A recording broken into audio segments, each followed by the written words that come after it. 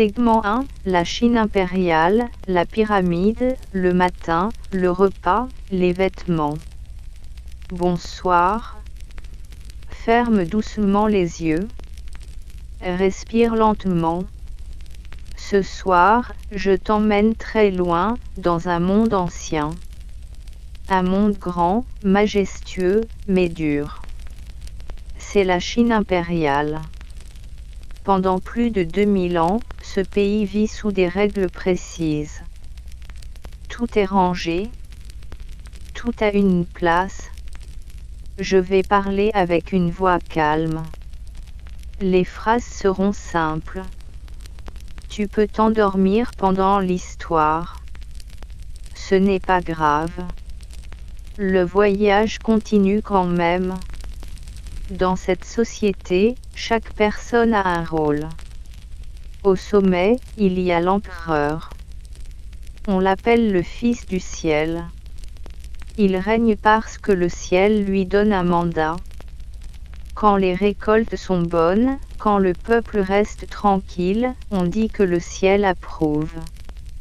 Si la famine arrive, si des révoltes éclatent, on dit que le ciel a changé d'avis. Alors, une nouvelle dynastie commence. Sous l'empereur, il y a les lettrés, les mandarins. Ce sont des hommes qui étudient toute leur vie. Ils lisent Confucius. Ils écrivent avec un pinceau. Ils mémorisent des textes très longs. Ils passent des examens très difficiles. Réussir donne une place dans l'administration. Échouer veut souvent dire rester pauvre, parfois pour toujours. Viennent ensuite les paysans. Ils travaillent dans les rizières. Ils plantent, ils irriguent, ils récoltent. Sans eux, personne ne mange. On les respecte en théorie, mais leur vie est lourde et silencieuse. Le soleil brûle. L'eau monte jusqu'aux genoux. Les moustiques tournent. On continue quand même. Puis les artisans. Ils font de la porcelaine, du papier, des éventails, des outils. Ils créent des choses utiles et belles. On les remercie rarement. Le prestige reste chez les lettrés. Ensuite les marchands. Parfois très riches. Ils voyagent. Ils achètent. Ils vendent. Ils portent de la soie. Ils parlent bas. Pourtant, la morale confucéenne les regarde avec méfiance. On dit qu'ils gagnent de l'argent avec le travail des autres. Alors, on les respecte peu. Leur richesse ne change pas l'opinion. Tout en bas, il y a les soldats, les serviteurs, les bouchers, les acteurs, les personnes condamnées. Ils font les tâches difficiles. On les juge sévèrement. Ils n'ont pas de voix. Et les femmes? Souvent, elles ne sont même pas dans la pyramide. Petite, tu obéis à ton père. Mariée, tu obéis à ton mari. Veuve, tu obéis à ton fils. Voilà la règle. Calme. Froid. Strict. Dans certaines familles nobles, on pratique le bandage des pieds. On serre, on plie, on retient. On appelle cela « pied de lotus ». On dit que c'est beau. En réalité, c'est la douleur qui s'installe, pour des années. Le matin, la journée commence très tôt. Le coq chante. La cloche du village sonne. Tu te réveilles, tu respires l'air encore frais. Tu te souviens de la règle, la piété filiale. Tu salues ton père, ta mère, tes grands-parents. Tu t'inclines doucement, plusieurs fois. Oublier serait une honte pour toi, pour ta maison, pour tes ancêtres. Tu bois du thé. L'eau a bouilli. C'est plus sûr que l'eau simple. Le bol réchauffe tes doigts. La vapeur monte. Le cœur se calme. Le petit déjeuner est simple. Un bol de bouillie de riz. On l'appelle congéé. C'est du riz avec beaucoup d'eau. C'est clair. C'est doux. Parfois on ajoute un peu de sel.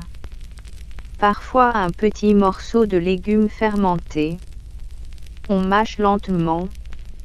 On ne parle pas beaucoup à table. On regarde l'autel des ancêtres. On pense à eux. On les remercie en silence. La viande. Rare. Plutôt pour les fêtes. Les œufs. Parfois, mais salés, gardés longtemps. Le bol se vide lentement. Le ventre se réchauffe. La tête reste basse. On repart au travail. Les vêtements suivent la loi. Si tu es paysan, tu portes du chanvre. Le tissu gratte un peu. Il est solide. Il tient longtemps. Si tu es noble, tu portes de la soie. Elle glisse sur la peau. Elle brille à la lumière. Certaines couleurs sont interdites. Le jaune, par exemple, appartient à l'empereur. Porter le jaune quand on est simple sujet peut être un crime. Les chaussures aussi parlent de ton rang. Simple et solide pour le peuple. Brodée et fine pour les riches. Les fonctionnaires portent des robes à manches longues. Parfois ils ont des chapeaux avec de larges ailes. On dit que ces ailes empêchent de chuchoter en audience. Tout est pensé. Tout est symbole. Tu sors de la maison. L'air du matin est léger. Un fin brouillard flotte au-dessus des rizières. Les canaux chuchotent. Les bambous bougent doucement. Le village se met en marche. On entend des pas lents, réguliers. Les paniers se balancent. Les buffles soufflent. La journée peut commencer. Respire doucement. Le monde est vaste. Tu n'es qu'un souffle dans la grande histoire. C'est normal. C'est paisible. Tu peux reposer ton esprit. Segment 2, la Chine impériale. Le travail, les examens, l'hygiène, la loi, le mariage, la cour. La rizière t'attend. L'eau est fraîche au matin. Elle devient chaude à midi. Tu plonges les jeunes plantes dans la boue. Tu avances pas à pas. Ta chemise colle un peu à ta peau. Tes mains restent dans l'eau longtemps. Ton dos se penche. Il se redresse. Il se penche encore. La journée est longue. S'il pleut, tu travailles. S'il fait sec, tu travailles plus encore. Tu regardes le ciel. Tu espères la pluie au bon moment. Tu as appris la patience. Tu connais la terre, la saison, le vent. Si tu es femme, tes tâches ne finissent pas au champ. Tu prépares le feu. Tu fais cuire le riz. Tu laves les vêtements. Tu t'occupes des enfants. Tu t'occupes des aînés. Tu raccommodes. Tu t'assois un instant. Puis tu te relèves. Le soir, tu marches encore un peu, pour trouver de l'eau claire. C'est une vie pleine de gestes précis. Parfois, il y a un rire d'enfant. Parfois, il y a une chanson basse. Parfois, il n'y a que le silence. Le silence n'est pas vide. Il porte toute la maison. Pour les garçons qui étudient, la route est différente. Ils s'assoient devant une table basse. Ils tiennent le pinceau. Ils copient les caractères. Ils apprennent des textes très anciens. Ils répètent à voix basse. L'examen impérial est une épreuve longue. On s'enferme dans une petite cellule. On écrit. On pense. On écrit encore. On dort peu. On mange peu. Le temps passe. Réussir change une vie. Échouer aussi. Certains passent l'examen plusieurs fois. On dit qu'un homme l'a tenté plus de 40 fois. On admire sa persévérance. On pense aussi à sa fatigue. L'hygiène n'est pas facile. On se lave dans la rivière quand il fait chaud. En hiver, on attend parfois plusieurs semaines. Le savon est rare. Il gratte un peu. On fait ce qu'on peut. On se brosse les dents avec du sel, du charbon, des poudres simples. Les peignes servent aussi contre les poux. Les vêtements se lavent à la main. On porte souvent la même tenue longtemps. On la répare. On la garde. La toilette est rapide. La vie continue. La loi est précise. Il y a des règles pour la couleur des vêtements, pour la largeur des manches, pour la manière de pleurer un parent. Il y a des règles pour presque tout. La justice peut frapper vite. Il existe des punitions. Parfois des coups de bâton. Parfois de l'exil. On aime les confessions. On pense que la vérité vient avec la douleur. Il faut saluer le magistrat. Il faut respecter l'ordre. La paix sociale est importante. La peur aussi fait partie de l'ordre. C'est ainsi, depuis longtemps. Le mariage est une affaire de famille. Les parents décident. Le marieur propose. On compare les dates de naissance. On regarde les lignées. On échange des cadeaux. La jeune femme quitte sa maison. Elle entre dans une autre. Elle sert ses beaux-parents. Elle apprend les coutumes de ce nouveau foyer. On espère des fils. Parfois, l'homme riche prend des concubines. La première épouse garde un statut officiel.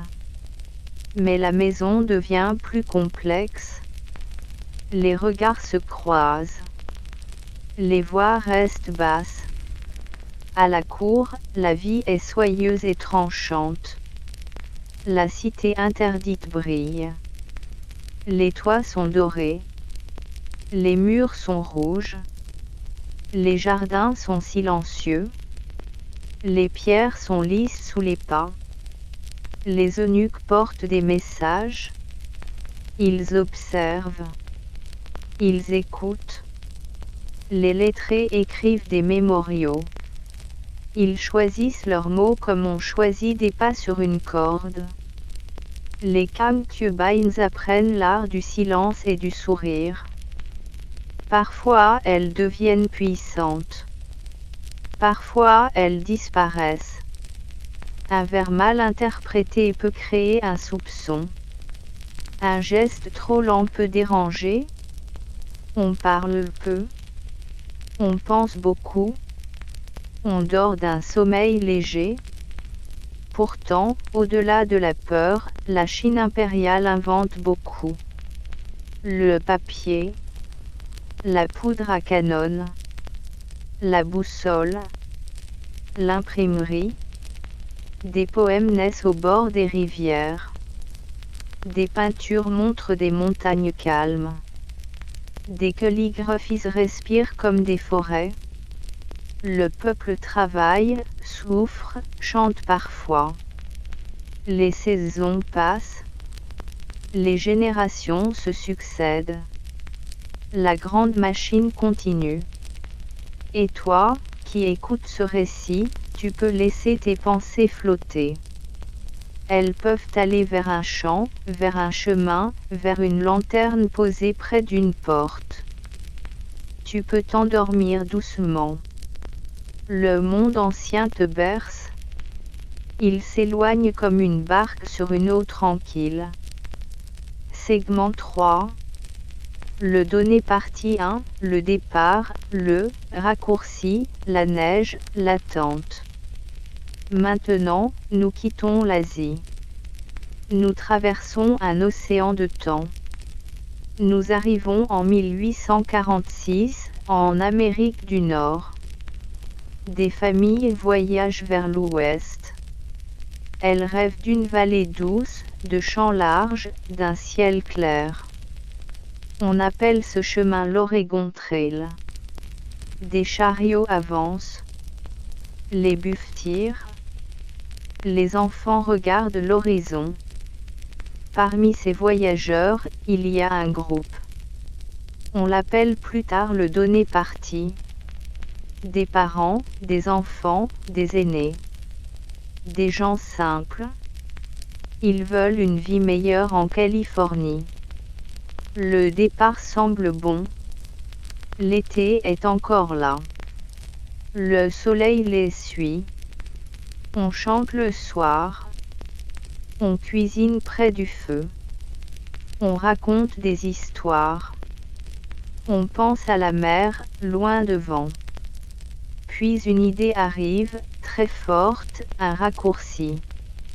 On parle d'une route plus directe, plus rapide. Elle traverse des montagnes, puis un désert. On dit que c'est possible. On dit que cela économise des semaines. Le groupe choisit ce chemin. Les jours passent. Le terrain devient difficile. Les pentes sont raides. Les chariots grinçants. On démonte, on remonte. On perd du temps. Le désert de sel s'ouvre devant eux. La lumière est blanche. L'air est sec. On marche. On marche encore. L'eau manque. Les animaux souffrent. Des chariots restent en arrière. On abandonne des choses. Les visages se creusent. Quand ils retrouvent la piste principale, il est trop tard. L'automne est déjà avancé. Les autres groupes ont franchi la montagne. Eux, non. Ils se hâtent, mais le ciel change. L'air devient froid. Les nuages sont lourds. La Sierra Nevada se dresse devant eux.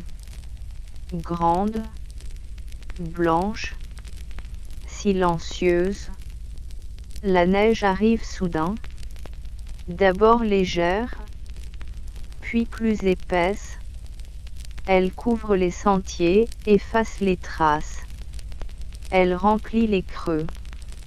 Elle ferme les passages. Les familles s'arrêtent près d'un lac. On l'appelle aujourd'hui Donner Lake. D'autres restent un peu plus loin, à Holder Creek. On construit des abris avec des troncs, avec des pièces de chariot. On attend une fenêtre de beau temps. Elle ne vient pas. La neige monte. Le vent souffle. Le silence est lourd. On économise la nourriture. On cuit des pots. On fait bouillir de petits morceaux de cuir. On garde le feu très bas, pour garder le bois. On raconte peu d'histoires, maintenant. On compte les jours. On compte les enfants. On compte les sacs de farine. Chaque matin, on regarde la porte. Elle s'ouvre difficilement avec la neige. On sort la tête. Le monde est blanc. Tout est blanc. La montagne ne bouge pas. Elle semble écouter. Les yeux deviennent lents. Les gestes deviennent très petits. On parle doucement. On rêve d'un chemin libre. On rêve d'un ciel gris sans neige. On rêve d'un cheval chaud, d'un pain simple. On ferme les yeux. On économise la force. La nuit, on n'entend rien. Parfois, un craquement d'arbres. Parfois, un souffle de vent. L'espoir se plie, mais il ne casse pas encore. Segment 4. Le donné partie 2, la marche de secours, les sauvetages, les cicatrices. Un jour de décembre, 15 personnes décident de partir à pied. On les appelle plus tard Forlorn Hope, l'espoir presque perdu. 10 hommes, 5 femmes. Ils fabriquent des raquettes en bois. Ils prennent un peu de nourriture. Ils se regardent en silence. Ils se disent au revoir. Ils promettent de chercher de l'aide. Ils avancent dans la neige profonde. Le souffle est court. Les collines sont longues. Le froid mord les doigts. La marche dure des jours, puis des semaines. Les vivres s'épuisent. Les forces aussi. On se perd parfois. On revient sur ses pas. On tombe. On se relève. Certains ferment les yeux et ne se relèvent plus. Les survivants continuent. Le cœur lourd. Les mots rares. Au bout d'un long temps, quelques-uns sortent enfin de la montagne. Ils trouvent des ranchers. Ils parlent peu. Ils expliquent quand même. Des familles sont bloquées. Elles attendent. Elles ont besoin d'aide tout de suite. Des équipes de secours s'organisent. Elles montent vers le lac. La neige arrive jusqu'au toit des cabanes. On pousse les portes gelées. On entre. On voit des regards très calmes, très vides. On distribue un peu de farine. On fait du feu. Mais on ne peut pas prendre tout le monde d'un coup. Les enfants d'abord. Les plus faibles ensuite. On redescend. On remonte. Plusieurs fois. À chaque voyage, il y a des absents. À chaque voyage, il y a aussi des vivants en plus. Le printemps s'annonce lentement. Au printemps 1847, les derniers survivants quittent la montagne. Ils redescendent. Ils vont vers la vallée. Le soleil réchauffe les mains. La neige devient eau. Les chemins réapparaissent. Certains retrouvent des proches. D'autres non. Les larmes viennent sans bruit. Le temps n'efface pas tout. Il adoucit un peu les angles. Plus tard, on parle beaucoup de cette histoire. Les journaux écrivent. Les gens racontent. Les détails changent. Les souvenirs aussi. Certains deviennent des héros. D'autres sont jugés. On mélange le vrai et l'imaginaire. On cherche des coupables. On oublie parfois la montagne, la faim, le froid, la fatigue. Près du lac, un monument se dresse des années plus tard. Une famille en pierre regarde vers l'ouest. Le socle est haut. Il montre jusqu'où la neige est montée cet hiver-là. Des visiteurs viennent. Ils lisent des panneaux. Ils marchent sur des sentiers. Ils entendent le vent dans les pins. Le lieu est beau. Mais il reste un peu lourd, comme une respiration retenue. Les survivants continuent leur vie. Ils se marient. Ils travaillent. Certains deviennent prospères. D'autres partent plus loin. Beaucoup n'aiment pas raconter. Ils gardent le silence. Leur regard devient sérieux quand on pose des questions.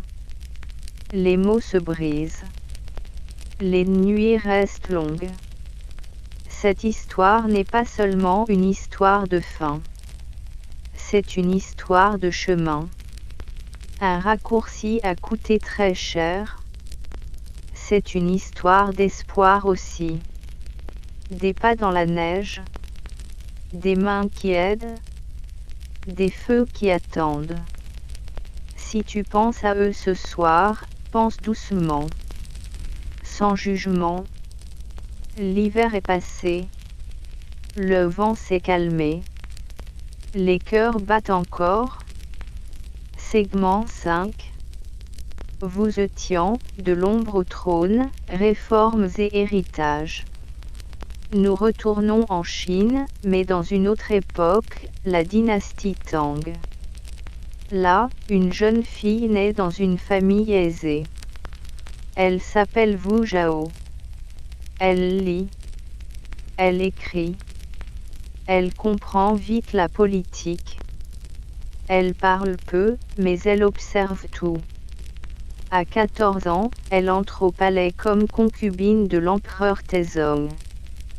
Plus tard, elle attire l'attention de son fils, le futur empereur Gaozong. Le destin change. La jeune femme monte, marche après marche, avec prudence et patience. Le palais est un monde de soi et de silence. On avance doucement dans les couloirs. On se penche devant les écrans. On choisit ses mots comme on choisit des pas sur une lame. Wu Zhao écoute. Elle apprend. Elle comprend les forces, les peurs, les alliances. Elle ne bouge pas trop vite. Elle attend le moment. Quand Gaozong devient empereur, Wu revient au premier plan. Elle lui donne des héritiers. Elle parle de réformes. Elle protège ceux qui travaillent bien, même s'ils ne sont pas nobles. Elle met en avant le bouddhisme, qui la soutient. Elle place des personnes de mérite. Elle écarte des familles trop puissantes. Le système respire autrement. Certains applaudissent.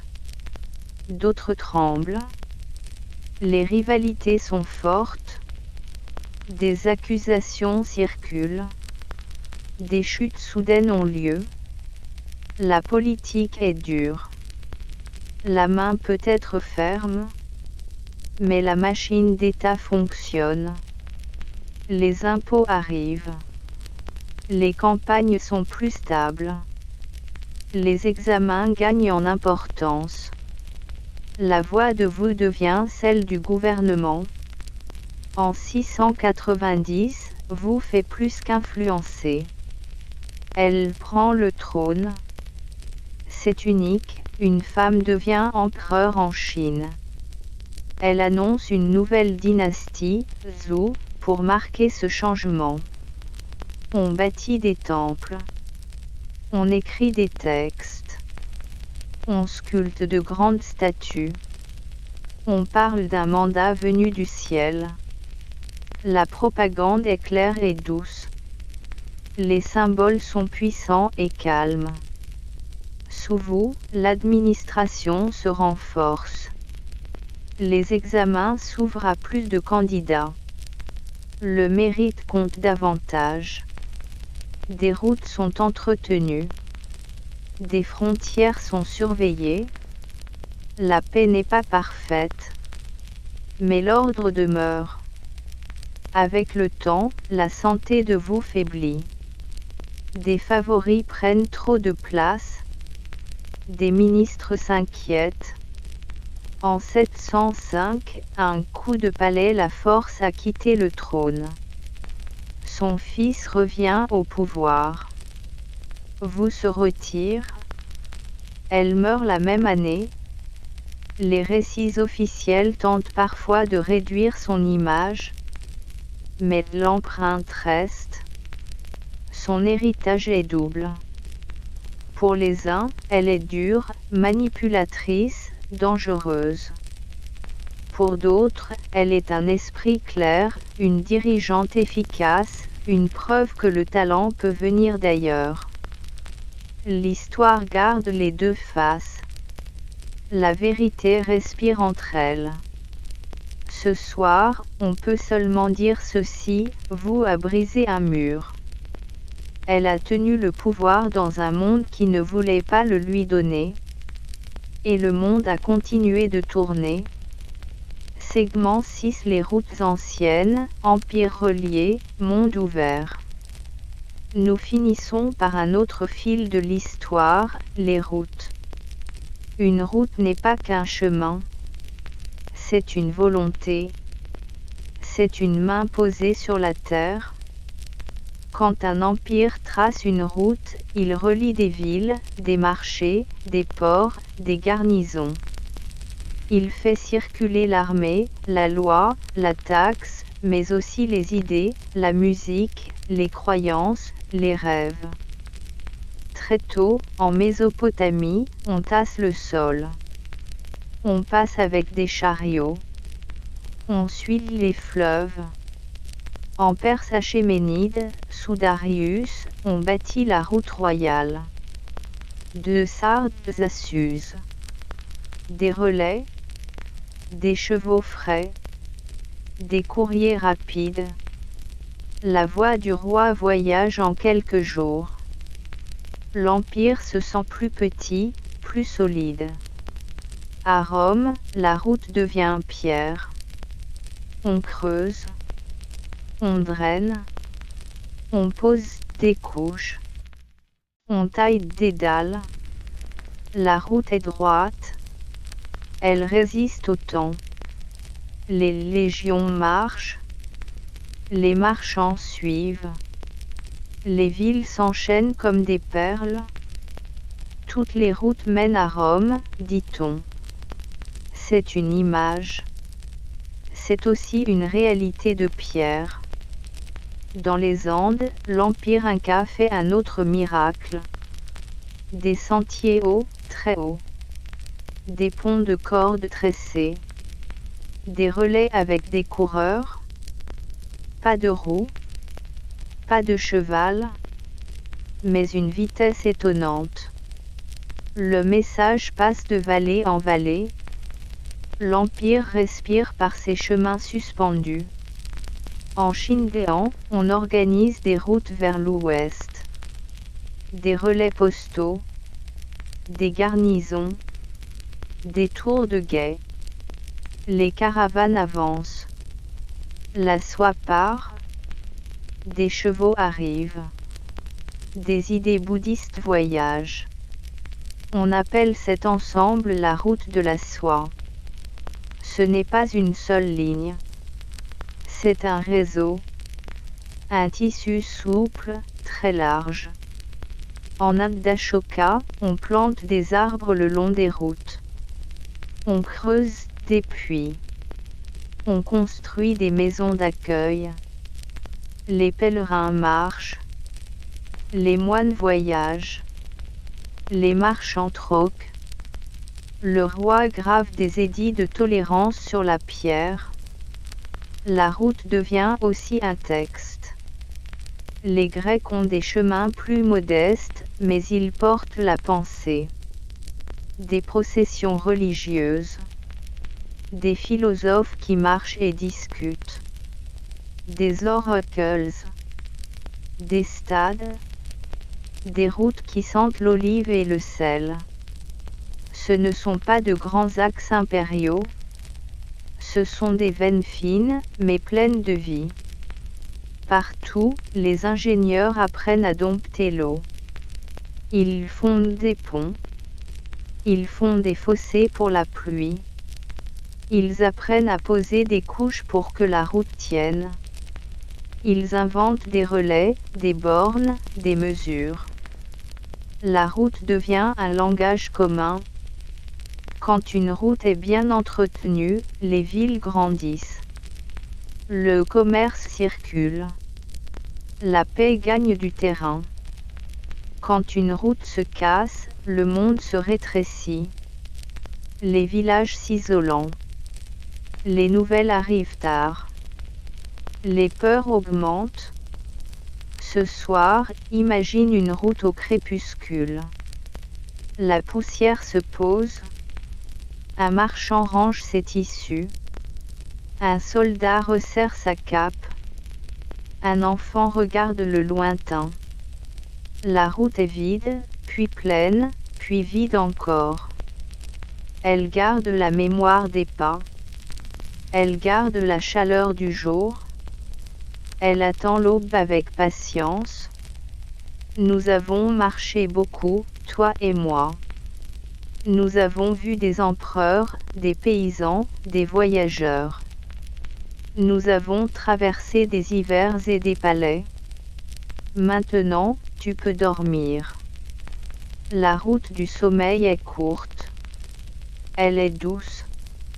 Elle t'appartient. Bonne nuit.